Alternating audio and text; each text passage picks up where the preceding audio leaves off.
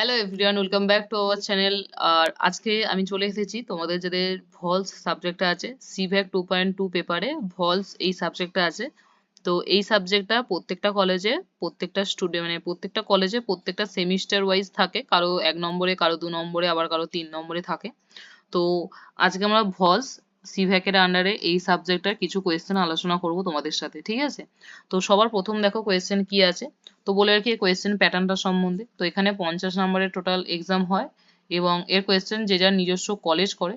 তো সেক্ষেত্রে আমার কোয়েশ্চেন না পড়েও তোমরা তোমাদের কলেজে স্যার অথবা ম্যাডাম যদি কোয়েশ্চেন দেওয়া থাকে অবশ্যই তোমরা সেটা ফলো করবে, কারণ এখানে যেহেতু কলেজ কোয়েশ্চেন করে তো অবশ্যই কলেজে যে পড়াচ্ছেন তার কথা অবশ্যই মেনে চলা উচিত। তো এখানে 50 নম্বরের কোয়েশ্চেন হয় এবং প্রত্যেকটা কোয়েশ্চেন হচ্ছে 2 মার্কস এবং এমসিকিউ হয়, ঠিক আছে? 25টা এমসিকিউ দেয়, প্রত্যেকটা এমসিকিউ 2 মার্কস করে। টোটাল 50 নম্বরের এক্সাম হয়, পাসিং মার্কস হচ্ছে 15। তো চলো ফার্স্ট কোয়েশ্চেন দেখো। ফার্স্ট কোয়েশ্চেন আছে আমাদের হচ্ছে, আমরা বাংলাগুলো পড়বো, ঠিক আছে? যারা ইংলিশে এক্সাম দেবে তারা অবশ্যই ইংলিশটা করবে। আর আমরা যেহেতু মানে বাংলা এক্সাম দেবো তাই আমরা বাংলাটা পড়বো শুধু, ঠিক আছে? তো 1 নম্বর কোয়েশ্চেন হচ্ছে, আত্মসচেতনতার ক্ষেত্রে রুলার প্রিন্সিপাল বলতে কি বোঝো? তো রুলার প্রিন্সিপাল এটা তোমাদের আগের একটা ভিডিওতেও আমি বলেছিলাম ভলসে, সেটা হচ্ছে রুলার প্রিন্সিপাল বলতে ধাপগুলো হচ্ছে এইটা। অপশন এ হয়ে যাবে আমাদের এখানে রাইট অ্যান্সার, সেটা হচ্ছে অনুভব বোধ, নামকরণ, ব্যক্ত করা এবং নিয়ন্ত্রণ।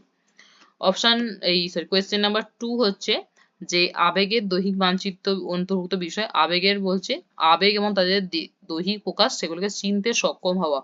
অপশন বি হয়ে যাবে এখানে আমাদের সঠিক উত্তর। কোয়েশ্চেন নাম্বার 3 দেখো যে মননশীলতা বৃদ্ধির অনুশীলনে নিম্নলিখিত কোন পন্থাটি উল্লেখযোগ্য? তো আমাদের এটা মননশীলতার জন্য আমরা জানি যে অনুশীলনের পন্থা হচ্ছে যে বাস্তবে বেঁচে থাকা, বর্তমান মন থেকে যাপন করা। অপশন সি হয়ে যাবে সঠিক উত্তর। তারপরে কোয়েশ্চেন চলো। 4 নম্বর কোয়েশ্চেন বলছে অন্তর্নিহিত পেশনা বলতে কি বোঝো? অন্তর্নিহিত পেশনা হচ্ছে নিজের মনের ভেতর যে দক্ষতা আছে বা কোনো একটা উদ্দেশ্য নিয়ে লক্ষ্য নির্ধারণ করা। অপশন বি হয়ে যাবে আমাদের রাইট উত্তর, রাইট অ্যান্সার, যে অন্তর্নিহিত উদ্দেশ্য ও দক্ষ থেকে আসে যে পেশনা হয়ে যাবে, এটা হচ্ছে আমাদের সঠিক উত্তর, অপশন বি। 5 নম্বর কোয়েশ্চেন চলো। 5 নম্বর কোয়েশ্চেন বলছে নিম্নলিখিত কোনটি স্মার্ট এই উদ্দেশ্যের বৈশিষ্ট্য? যে আমরা কেন স্মার্ট হতে চাই তার উদ্দেশ্য কি? এখানে অ্যান্সার হয়ে যাবে, সেটা হচ্ছে অপশন নাম্বার সি, হচ্ছে পরিমাপযোগ্য এবং সময় অনুসারী হতে হবে। অপশন সি হয়েছে আমাদের রাইট অ্যান্সার। তোমরা এই বাংলাটা পড়বে, ঠিক আছে? যেহেতু আমরা বাংলায় লিখবো। এর পরের কোয়েশ্চেন দেখো। এর পরের কোয়েশ্চেন বলছে নিম্নে উল্লিখিত নীতিগুলো কোনটাকে নির্দেশ করে যা আপনার আচরণ এবং সম্পর্কের ক্ষেত্রে সিদ্ধান্ত নেওয়ার নির্দেশনা দেয়? এটা হচ্ছে মূল মান বা কোর ভ্যালুস আমাদের নির্দেশনা দেয়। এখানে অপশন সি হয়ে যাবে সঠিক উত্তর। কোয়েশ্চেন নাম্বার আবার 2 হচ্ছে, ঠিক আছে? এখানে দাগগুলো একটু আলাদা আলাদা করে দেওয়া আছে, পরপর দেওয়া নেই। তো তারপরে দেখো বলছে 2 নম্বর কোয়েশ্চেনে কি বলছে, কোন মানসিকতা বিশ্বাস করে যে দক্ষতা এবং বৃদ্ধিমত্তা বিকাশ করা যেতে পারে এই প্রচেষ্টা শেখার মাধ্যমে? সেটা হচ্ছে আমাদের বৃদ্ধি মাইন্ডসেট, গ্রোথ মাইন্ডসেট। ওকে, অপশন সি হয়ে যাবে সঠিক উত্তর। যদি আমরা বৃদ্ধি মানসিকতায় থাকি তো আমরা আমাদের যে শেখা, সেই শেখার দ্বারা আমাদের ক্ষমতা বুদ্ধি বাড়াতে পারবো। কোয়েশ্চেন নাম্বার 3 কি বলছে? কোয়েশ্চেন নাম্বার 3 বলছে সম্পর্কের ক্ষেত্রে সাহায্য নেওয়া কেন গুরুত্বপূর্ণ? এটা আমরা আগের যে ভিডিও সেখানেও পড়েছিলাম। সেটা হচ্ছে সম্পর্কের ক্ষেত্রে সাহায্য নিলে এটা সম্পর্ক কি করে, আরো শক্তিশালী করে তোলে, মজবুত করে। এছাড়া আস্থা মানে চিরদিন মানে চিরকাল আস্থা, দীর্ঘস্থায়িত্ব বাড়ায়। তো অপশন বি হয়ে যাবে এখানে সঠিক উত্তর। 4 নম্বর কোয়েশ্চেন বলছে কোন ধারণা আন্তঃসংযুক্ত এবং পারস্পরিকভাবে অন্যদের উপর নির্ভরশীল হওয়ার অবস্থাকে বোঝায়?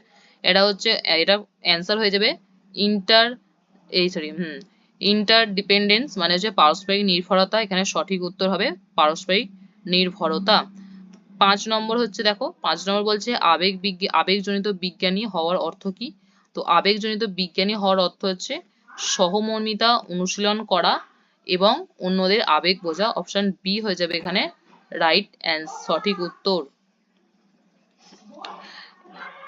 এরপর হচ্ছে দেখো 1 নম্বর কোয়েশ্চেন। আবার 1 নম্বর কোয়েশ্চেন বলছে নিম্নে বর্ণিত কোন বিষয়টি সহনশীলতার সাথে সামঞ্জস্য রাখে না?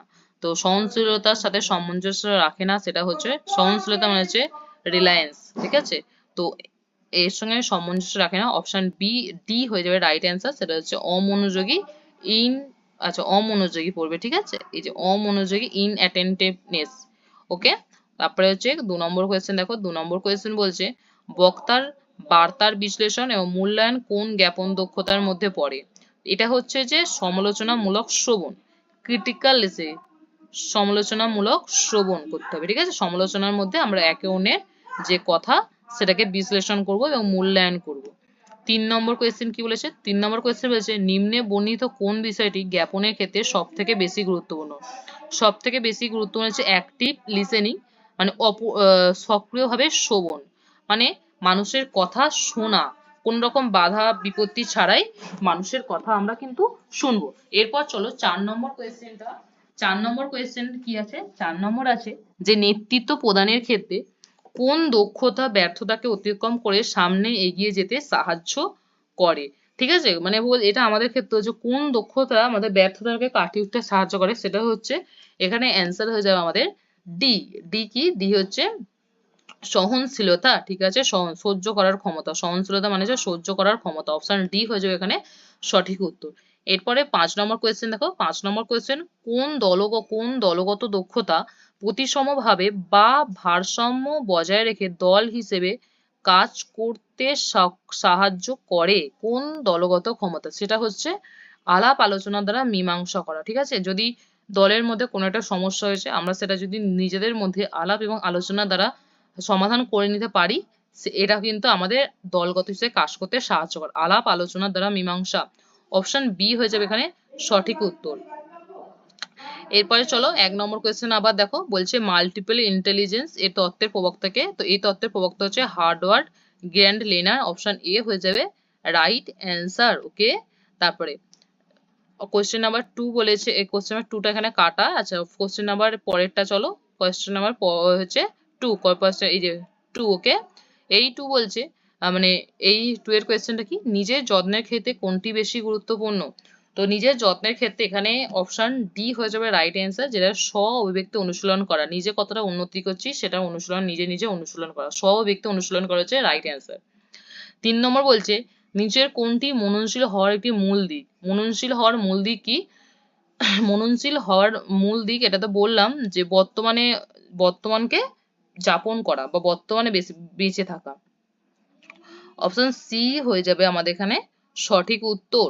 এরপরে চলো 4 নম্বর কোয়েশ্চেন। 4 নম্বর কোয়েশ্চেন বলছে কিভাবে একজন আত্মবিশ্বাসী তৈরি করতে পারেন? সেটা হচ্ছে, এটাও আগের একটা ভিডিওতে, আগের যে ভিডিওটা দিয়েছিলাম সেখানে এই কোয়েশ্চেনটা ছিল যে আমার নিজের শক্তিশালী দিক এবং যে সহজাত যে বুদ্ধি সেগুলোকে শনাক্ত করেন।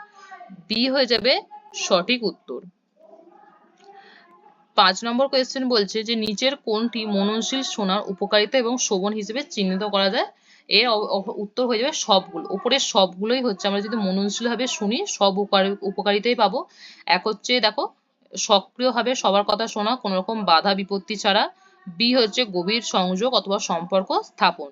আর সি হচ্ছে যে নিজের সচেতনতাকে আরো উন্নত করা। ডি হচ্ছে সবগুলোই। দেখো তারপরে হচ্ছে দেখো আবার 1 নম্বর কোয়েশ্চেন, সেটা হচ্ছে পীড়নের প্রধানতম প্রকারভেদ। মানে পীড়ন, কোনো কিছু মানসিক চাপ বা পীড়নের প্রকারভেদ গুলো কি কি? একটা হচ্ছে অ্যাকিউট স্ট্রেস আছে, তীব্র পীড়ন, আর একটা হচ্ছে ক্রনিক স্ট্রেস, দীর্ঘস্থায়ী পীড়ন। অপশন বি এখানে সঠিক উত্তর। এই যে দেখো অ্যাকিউট স্ট্রেস মানে হচ্ছে তীব্র, ক্রনিক মানে হচ্ছে দীর্ঘস্থায়ী স্ট্রেস। তারপরে 2 নম্বরে কি আছে দেখো, 2 নম্বরে হচ্ছে কোন দৃষ্টিভঙ্গি পারস্পরিক সহমর্মিতা এবং বোঝাপড়ার পক্ষে সহায়ক? সেটা হচ্ছে ইমপ্রুভ রিলেশনশিপ। অপশন বি হয়ে যাবে এখানে সঠিক উত্তর, উন্নত সম্পর্ক। তারপরে হচ্ছে 3 নম্বর কোয়েশ্চেন। 3 নম্বর কোয়েশ্চেন বলছে যে বার্ন আউট মোকাবিলা করার জন্য কোন কৌশলটি শারীরিক কার্যকলাপে জড়িত? তো বার্ন আউট মোকাবিলা করার জন্য হচ্ছে আমাদের ব্যায়ামের সাথে মোকাবিলা করতে হবে। অপশন ডি হয়ে যাবে এখানে রাইট অ্যান্সার। বার্ন আউট মানে হচ্ছে অতিরিক্ত ক্লান্ত হয়ে যাওয়া। তো অতিরিক্ত এই রোগটা মোকাবিলা করার জন্য আমাদের শারীরিক ব্যায়ামের সাথে যুক্ত হতে হবে। এরপর আছে 4 নম্বর কোয়েশ্চেন। 4 নম্বর কোয়েশ্চেন বলছে স্ট্রেসর্স আর মানে মানসিক যে চাপ তার উদ্দীপক গুলো কি? কোন কোন কারণে আমাদের মানসিক চাপ বেশি হয়? সেটা হচ্ছে যেসব যেসব উপাদানের কারণে আমাদের মানসিক চাপ হয়, মানসিক চাপের কারণগুলোই আমাদের উদ্দীপক হিসেবে কাজ করে, মানসিক চাপের কারণের উপাদানগুলি। অপশন সি হয়ে যাবে আমাদের সঠিক উত্তর। তারপরে 5 নম্বর কোয়েশ্চেন দেখো, 5 নম্বর কোয়েশ্চেন বলেছে যে মানসিক চাপ, আমাদের মানসিক চাপ পরিচালনা করার জন্য বা মানসিক চাপ মোকাবিলা করার জন্য দুটো কৌশল।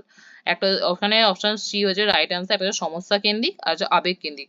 প্রবলেম ফোকাসড আর ইমোশন ফোকাস, সমস্যা দেখতে হবে আর তার সমাধান অথবা আবেগ দেখতে হবে। অপশন সি রাইট অ্যান্সার এই কোশ্চেনটায়।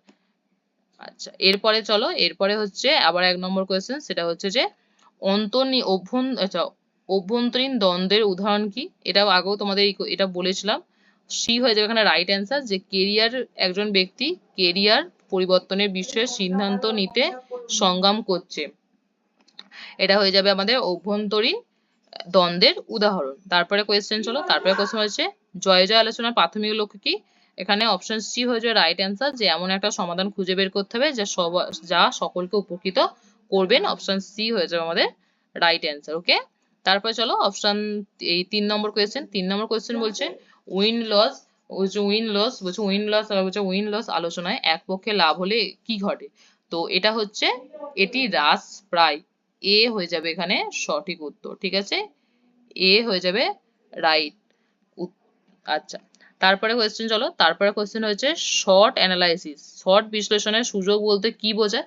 তো শর্ট বিশ্লেষণের সুযোগ বলতে বোঝায় অভ্যন্তরীণ কারণে যে সমস্ত সুবিধা উপস্থাপন করে সেগুলোকে বোঝায়। এখানে অপশন ডি হয়ে যাবে সঠিক উত্তর। আচ্ছা, 5 নম্বর কোয়েশ্চেন। 5 নম্বর কোয়েশ্চেন হচ্ছে শর্ট বিশ্লেষণের উদ্দেশ্য কি? শর্ট বিশ্লেষণের উদ্দেশ্য হচ্ছে নিজের দুর্বলতা, শক্তি, সুযোগ, ভীতি এগুলোকে শনাক্ত করতে হচ্ছে শর্ট, SWOT, শর্ট বিশ্লেষণ। অপশন সি হয়ে যাবে এখানে সঠিক উত্তর। ঠিক আছে, তো এই ছিল আমাদের ভলস এই সাবজেক্টটার কিছু ইম্পর্টেন্ট কোয়েশ্চেন। তোমরা এই কোয়েশ্চেন গুলো নিজে প্রিপেয়ার করতে পারো এক্সামের জন্য।